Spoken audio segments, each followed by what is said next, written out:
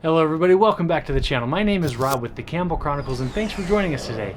Here on this channel we discuss all things family, travel, and Disney, and so if any of those are of value to you, definitely consider subscribing because we got a whole bunch of fun planned for you in store. Back in 2019, my wife Emily and I decided to pull the trigger and buy into the Disney Vacation Club. That's right, we became members and we are so happy we did. We ended up buying a contract at Aulani Resort. This wasn't a big problem for us. It was heavily incentivized, and being in the airline industry, we can get around fairly easily enough that this wasn't going to be a problem at all. However, after buying into DVC and learning more about the product, not from just the mouse themselves, there's actually a few things that I wish I would have known before buying into the Disney Vacation Club. That's what I thought I would do today with you, is just share 3 things that I wish I knew about the Disney Vacation Club before buying in. Now, one thing I really wish I would have understood, and I feel like I did understand it, but I didn't understand to the extent of how important it is to know the difference between the 11-month and the 7-month booking window. That home field advantage, if you will, is huge. Not so much for my home resort Aulani, but when it comes to staying at other resorts, which we like to do. We would love to stay at Grand Cal, and we would love to stay at any of the Florida resorts as well.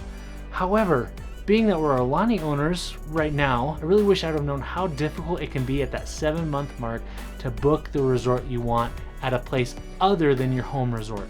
So that's definitely something you're going to want to consider when buying into DVC, is check out those windows. You've heard the term, I'm sure by now. If not, it's the whole thing about buy where you want to stay. I can't stress how important that is to you. If you have an idea of where you would like to stay, a place that you could call home, let's say it's Beach Club, for example, that is a very hard one to get at the 7-month window, especially when it comes to studios.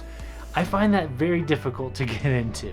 But there's other ones like Aulani, you can easily get in there at the 7-month window. That's one thing that I wish I would have known. I wouldn't necessarily call this one a mistake, but I might have come up with a different plan otherwise. The second thing I want to talk to you about is something I knew about, but I didn't know the full extent about. That's the resale.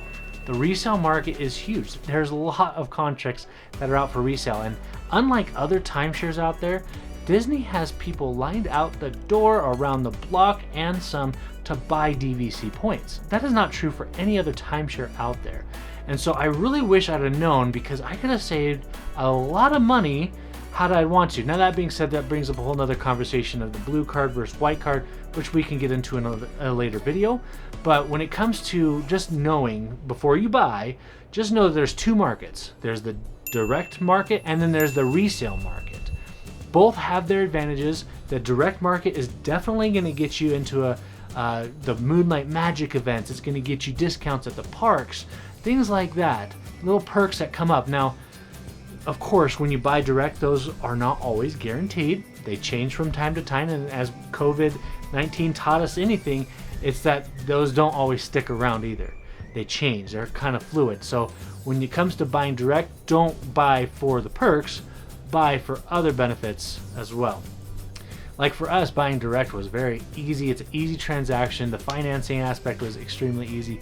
Everything about it was just easy. The points are right there, ready to go as soon as you sign the contract.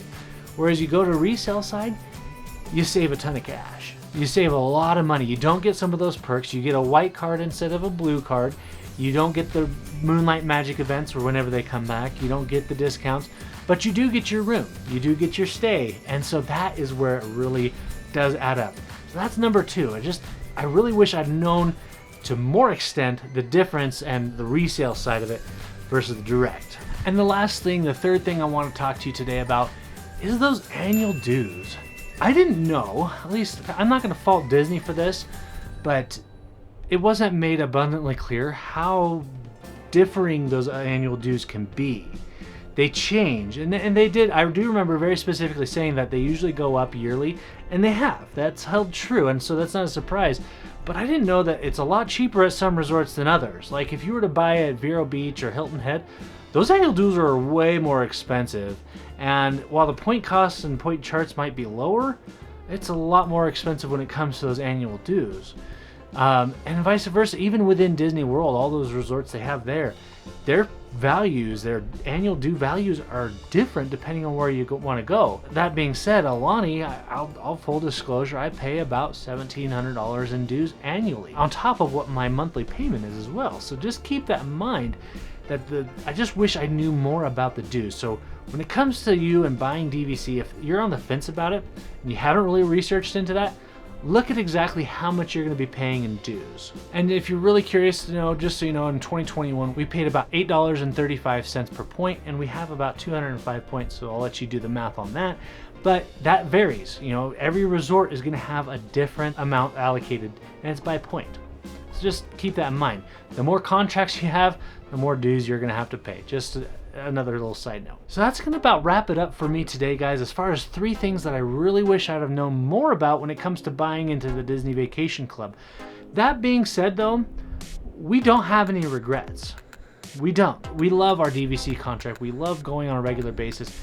It's been a blast so far, and I can't wait to add more contracts, because we will. I can't wait for more resorts to be built, and I know that we're gonna have many of vacations coming that are going to be fun-filled, full of memories, and be totally worth it. So again, no regrets, but I was really hoping to share with you so you didn't go into these areas with a blind spot kind of like I did. So let me know what you guys think in the comments below. Are you guys DVC members? Have you bought into it? Are you on the fence? Is it something you still want to do? Let me know. Put in the comments. Thanks again for watching, and remember, adventure is out there.